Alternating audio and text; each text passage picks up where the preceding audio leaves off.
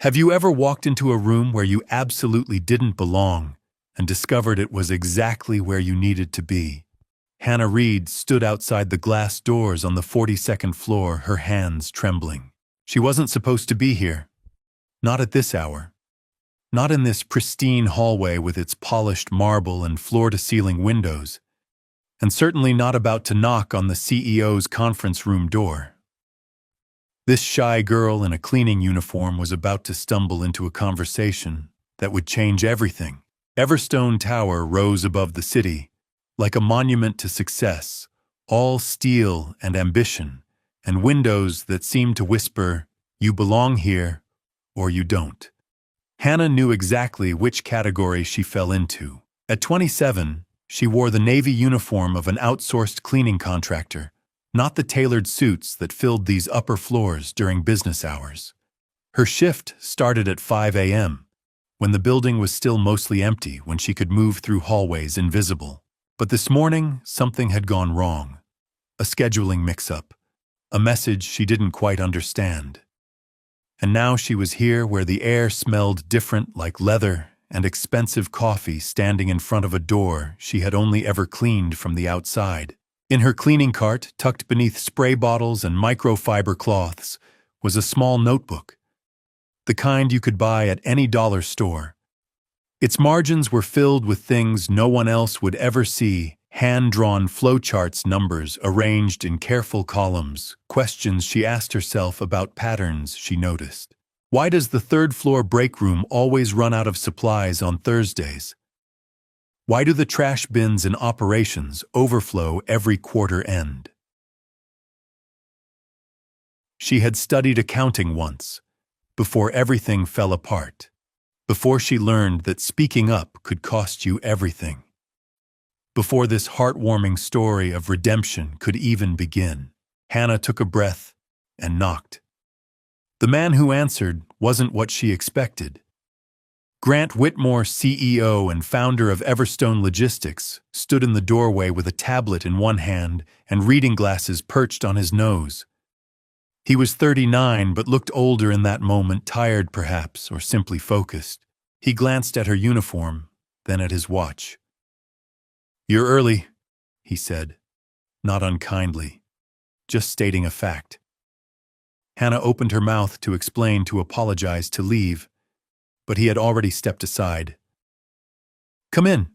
And because she had been raised to be polite, because saying no to powerful people felt impossible, this shy girl walked into a room that would expose a truth no one was ready to face.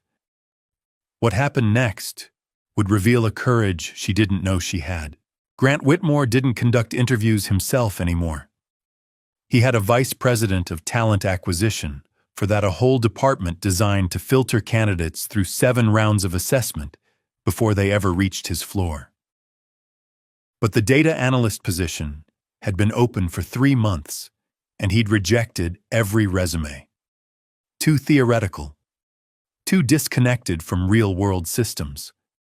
So when his assistant Zoe told him she'd found an interesting candidate, he'd agreed. Hannah sat across from him at the long conference table, hands folded in her lap. She hadn't removed her jacket, the one with the contractor company logo on the sleeve. Grant noticed, but didn't comment. "Tell me," he began, setting down his tablet. "What do you think is the biggest risk in a logistics operation?" Most candidates launched into rehearsed answers about supply chain disruption or market volatility. Hannah was quiet for a long moment. The gap between what the data says and what's actually happening. Grant leaned forward. "Explain." "Numbers can look perfect on paper," Hannah said, her fingers tracing an invisible pattern on the table. "Efficiency up, costs down, everything on target. But if you're not looking at how those numbers were achieved, if people are cutting corners or hiding problems, or if someone vulnerable is paying the price for someone else's success, then the system isn't working. It's just lying." The conference room fell silent. Grant picked up a pen. "That's a very specific observation. I think in processes, Hannah said quietly. I always have. He noticed her glance toward the door where she'd left her cleaning cart in the hallway. What's your background? I studied accounting. 2 years of a 4-year program. She paused. I didn't finish. Why not? Hannah's jaw tightened. There was an incident at my previous workplace, a financial report. I noticed some inconsistencies and I raised concerns. Her voice became quieter. I was told I had misunderstood, that I was causing unnecessary problems. Eventually, I resigned. Did you misunderstand? Hannah looked up at him, and Grant saw something flicker across her face, not anger, but something deeper. Sadness, perhaps, or the kind of resignation that comes from being doubted too many times. I don't know, she said. I stopped trusting my own judgment after that. Grant set down his pen. In his years running Everstone, he'd interviewed hundreds of people, the brilliant ones, the connected ones, the ones who could talk for 20 minutes without saying anything true. But this woman in a cleaning uniform had just articulated something he'd spent years trying to build into his company culture. The understanding that systems could be weaponized, that silence often protected the wrong people. His eyes fell on her cleaning cart visible through the glass door. There, wedged between the supplies, was a notebook. Is that yours? He gestured toward it. Hannah's face flushed. It's nothing. Just notes I take sometimes, during breaks. May I see it? She hesitated, then retrieved the notebook with trembling hands. Grant opened it, page after page of careful observations.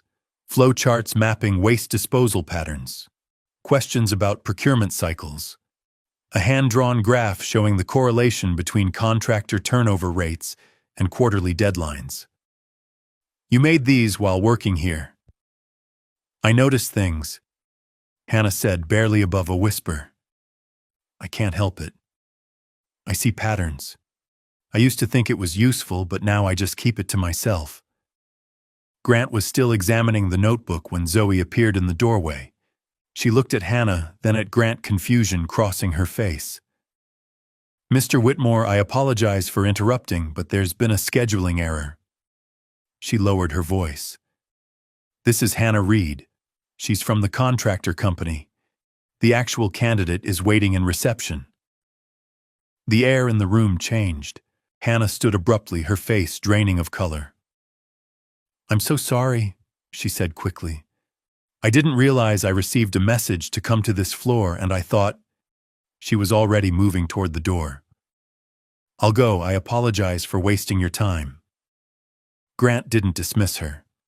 He simply watched as this observant woman walked out of his conference room, leaving behind only the faint scent of industrial cleaner and a question he couldn't shake. What kind of company do I run where someone this observant remains invisible? But Hannah's nightmare was just beginning, and it would start with a phone call she never saw coming. Marlene Shaw had been director of operations at Everstone Logistics for 6 years. In that time, she had streamlined 17 processes, reduced contractor costs by 32%, and earned a reputation for delivering results.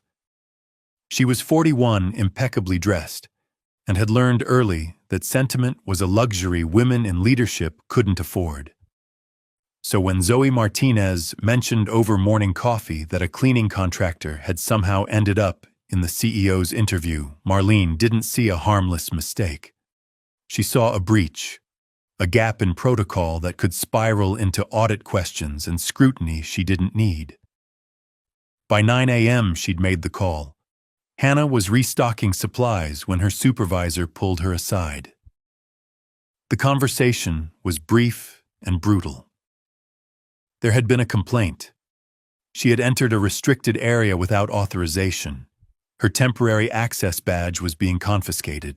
She would complete her shift today, but her assignment to Everstone Tower was terminated immediately. Hannah didn't argue, didn't explain. She had learned that lesson already. Zoe found out an hour later when she overheard Marlene on the phone. I don't care if it was a scheduling error on your end. Your employee entered the executive floor and engaged with our CEO under false pretenses. This is a serious security concern. Zoe's hands balled into fists. She waited until Marlene hung up, then knocked sharply on her office door. You can't do this. Marlene didn't look up from her computer. I absolutely can, and I did. She didn't do anything wrong. We made the scheduling mistake. Which is exactly why it needed to be addressed immediately. Marlene's fingers moved across her keyboard. Imagine if she'd misunderstood something she heard, or mentioned the conversation to someone outside the company. We have confidentiality protocols for a reason. She was answering questions about process theory, not corporate secrets. Zoe, I understand you want to be compassionate, but we have over 300 contractor employees cycling through this building every week. If we don't maintain clear boundaries, the whole system falls apart. Or maybe the system was already broken, Zoe said quietly. She left Marlene's office and went straight to the one person in the building who had no stake in corporate politics. Walt Benson had been the early morning security guard at Everstone Tower for 18 years. At 63, he'd seen management trends come and go. He'd also watched Hannah Reid arrive every morning at 4:50 a.m. for the past 14 months, always 10 minutes early, always carrying that same notebook. He found her in the stairwell. She was sitting on the steps, her cleaning cart beside her, and she wasn't crying. The worst hurt was too deep for tears. They're not punishing you for being wrong, he said, gently lowering himself to sit above her. They're punishing you for being seen. Hannah looked up at him. Her eyes were red-rimmed but dry. I should have known better. Known what? That you were supposed to read minds. I should have verified. I should have said something. Hannah. Walt's voice was firm. The people with the most power are usually the most afraid. And when they're afraid, they need someone to blame, someone quiet, someone who won't fight back. I tried fighting back once, Hannah whispered. At my old job, I saw something wrong in the financial reports numbers that didn't add up. So I told my supervisor. She laughed without humor. They said I had misunderstood, that I was creating problems where none existed. Within 2 weeks, they'd made it clear I wasn't trustworthy. So you resigned. I thought staying quiet was safer. She wiped her eyes. I thought if I just kept my head down, didn't make waves, I thought that would be enough. Walt was quiet for a moment. Silence isn't humility, Hannah. Sometimes it's just fear. And the people who benefit from your silence are counting on you to stay afraid. What neither of them knew was that Grant Whitmore was standing in the stairwell 1 floor above. He'd heard the last part of their conversation. Something in Hannah's voice had stopped him in place. I thought staying quiet was safer. He knew that feeling. 7 years ago, his co-founder had betrayed him, nearly destroyed Everstone by falsifying investor reports. Grant had trusted words then, promises. He'd learned that only systems and data could be relied upon. But listening to Hannah describe her own betrayal, he felt something shift. Data didn't exist in a vacuum. Systems were built by people. And if those people were afraid to speak what truth was, Grant didn't interrupt. He simply made a mental note and continued down the stairs. By noon, Marlene had sent a company-wide email about reinforcing access protocols. By 1 p.m., Hannah had cleaned out her locker and turned in her uniform. By 2 p.m., she was gone, but the notebook remained. She'd left it in the 3rd-floor utility closet. Zoe found it during her afternoon walkthrough and brought it to Grant's office. She left this, Zoe said, setting it on his desk. Grant opened the notebook again. This time he read more carefully.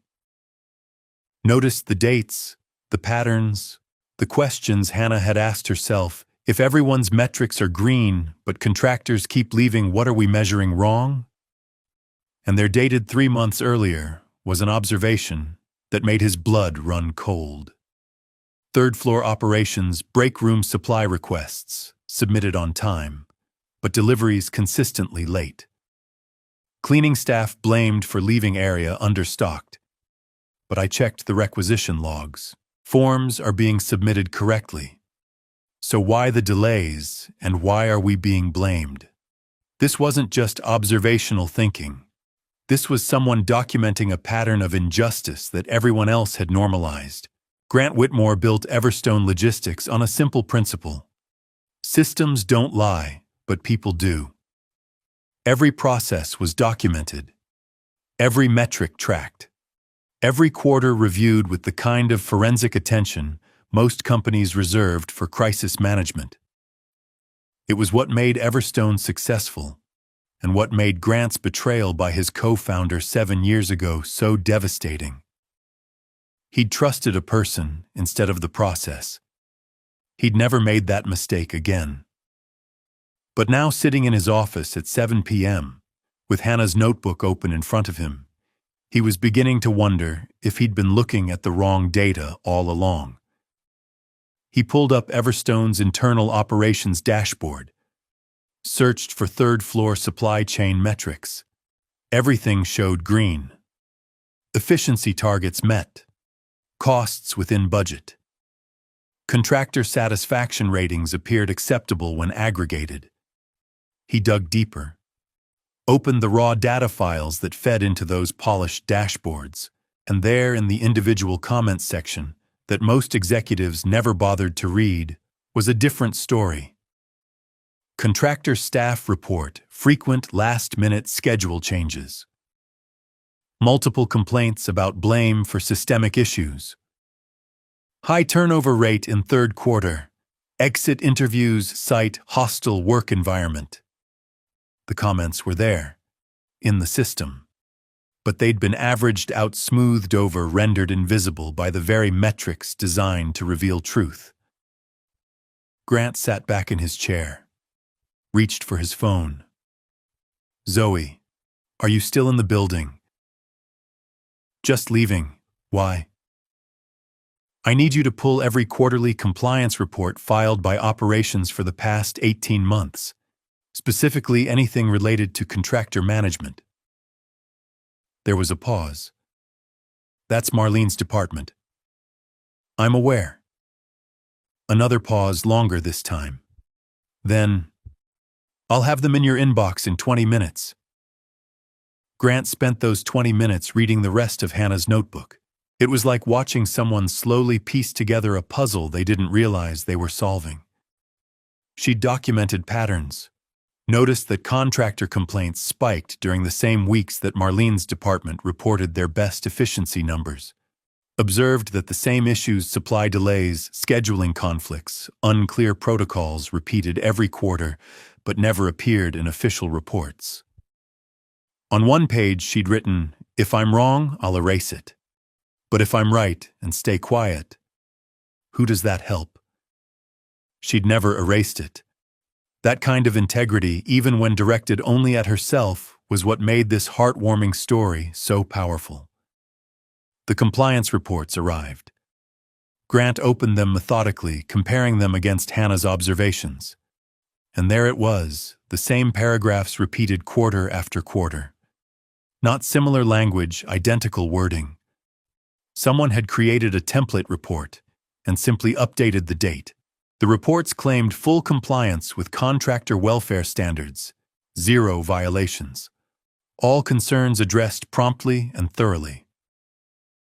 But the raw data, the data Hannah had noticed in her careful, quiet way, told a completely different story. Grant picked up his phone again. "Zoe, I need you to set up an emergency operations audit for tomorrow morning. Full compliance review. Bring in the external auditors we keep on retainer." "Grant, that's going to create significant disruption." I know exactly what it's going to do. Do it anyway. He hung up and stared at Hannah's notebook. At her handwriting, neat and careful, full of questions she'd been too afraid to ask aloud. And he thought about what Walt had said in the stairwell. They're punishing you for being seen. The audit began at 8 a.m. the next morning. By 10, the external auditors had flagged 17 protocol violations in operations. By noon, they'd traced the compliance reports back to a single source, Marlene's executive assistant, working under direct orders to streamline reporting by using standardized language. By 1 p.m., they'd discovered something worse. Contractor complaints had been logged in the system, but never escalated to human resources or executive leadership. They'd been marked as resolved without any documented follow-up. By 2 p.m., Grant was sitting across from Marlene in his office. "This isn't what it looks like," she said. Her professional composure was cracking at the edges. "Those reports were substantively accurate. I was just making the documentation process more efficient. By copying and pasting the same compliance statements for 18 months. The underlying substance was accurate." "Marlene." Grant's voice was quiet, but there was steel underneath. "I've reviewed the exit interviews, the incident reports, the raw contractor feedback data that somehow never made it into your summary reports. Tell me how that qualifies as accurate." She was silent. "We had a systemic flaw," Grant continued, "where contractor concerns were being documented but never escalated. And instead of fixing it, you buried it, made it invisible. Because addressing it would have negatively impacted your department's efficiency metrics. I was meeting my performance targets by scapegoating the most vulnerable people in our system." Grant stood, moved to the window. The city spread out below, full of buildings where this same story was probably playing out, systems designed to protect profit people trained to stay quiet. How many contractors were disciplined for performance issues that were actually systemic failures? Marlene didn't answer. "I'm suspending you effective immediately. Human Resources will be in touch about the formal investigation process." "You can't." She stood, her professional mask finally shattering. "I have been running operations for 6 years. I have saved this company millions in operational costs. You have built an efficient system that crushes people who can't fight back," Grant said quietly. "And that's not what Everstone stands for. That's not what I built this company to be." After Marlene left, escorted out by security per protocol, Grant sat alone in his office. The sun was setting, casting long shadows across the floor. He picked up his phone one more time. "Zoe, I need you to find Hannah Reed. Get her contact information from the contractor company. I need to speak with her." "About what?" Grant looked at the notebook still open on his desk. At the question Hannah had asked herself. "Who does that help about an apology?" he said. "And an offer that might restore her faith in speaking up." But getting this shy girl to walk back into that building would require confronting the fear that had silenced her for years. Hannah Reed didn't answer her phone when Grant called, or when Zoe called, or when Walt, who'd somehow gotten her number from the contractor company's security liaison, sent her a text that said simply, "You weren't wrong. Please come back." She was in her apartment, a studio on the north side of the city where the rent was affordable, and the walls were thin enough to hear her neighbors' conversations. She'd spent the past 4 days applying for jobs online, her resume looking thinner every time she reviewed it. 2 years of accounting school. 4 years of clerical work. 14 months of janitorial services, and gaps. So many gaps where she'd had to explain why she left, why she stayed, why she couldn't quite finish what she started. The notebook was gone. She'd left it behind, deliberately, a small act of surrender. Let them have it. Let them see what she saw and do nothing the way everyone always did nothing. But on the fifth day, someone knocked on her door. It was Zoe, holding 2 cups of coffee and a folder. "Before you close the door," Zoe said quickly, "I'm not here representing the company. I'm here as a human being who watched something deeply unfair happen, and I can't sleep at night knowing I didn't try to make it right." Hannah hesitated, then stepped aside. "Let her in." They sat at Hannah's tiny kitchen table, a card table really, with 2 folding chairs. Zoe set down the folder. "Marlene has been suspended. There's a full investigation underway. Turns out your observations, the ones in that notebook, they lined up perfectly, with 18 months of buried contractor complaints." Zoe met Hannah's eyes. "You were right. About all of it."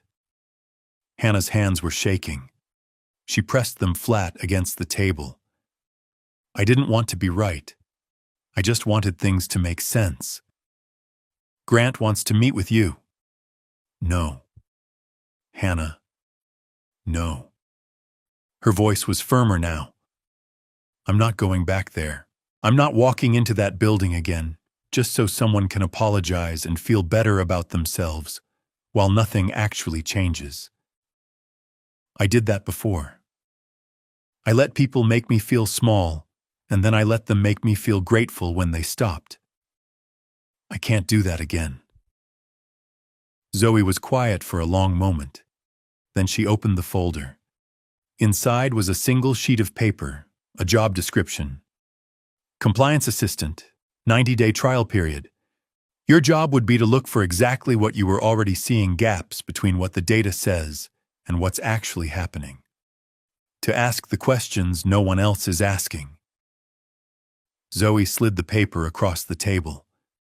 "It's not a favor. It's not pity. Grant is building a new oversight system, and he needs someone who thinks the way you think. I don't have a degree. I didn't finish.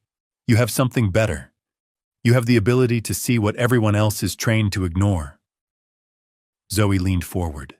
"And you have the integrity to document it, even when you thought no one would ever listen." Hannah stared at the job description. The salary was modest but livable. The title was real. But what caught her attention was a single line in the responsibilities section. "Empowered to escalate concerns directly to executive leadership, without fear of retaliation." "I want to learn," Hannah said quietly.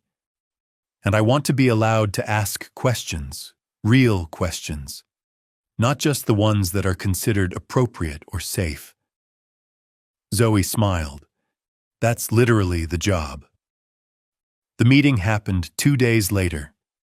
Not in the 42nd floor conference room where this story began, but in a smaller office on the 15th floor, the one designated for the new compliance department. Grant was there, and Walt and Zoe, and a woman from Human Resources who explained the terms clearly without corporate jargon or hidden conditions. Hannah signed the contract. Her hands still shook, but less than before. As she was leaving, Grant stopped her in the hallway. "Hannah, I need you to understand something. This position exists because you had the courage to see clearly and the integrity to document what you saw even when you thought no one would listen. That's not common. That's not something I can train into people. And it's something Everstone desperately needs to protect, not punish." Hannah nodded. Didn't trust herself to speak yet. "And if anyone at all makes you feel like asking questions is dangerous, you come directly to me. That's not a courtesy. That's part of your job description." She found her voice then small but steady. "I spent 2 years believing I was the problem, that I saw things wrong, that I should just be quieter and stop noticing." "You're not the problem," Grant said. "You never were.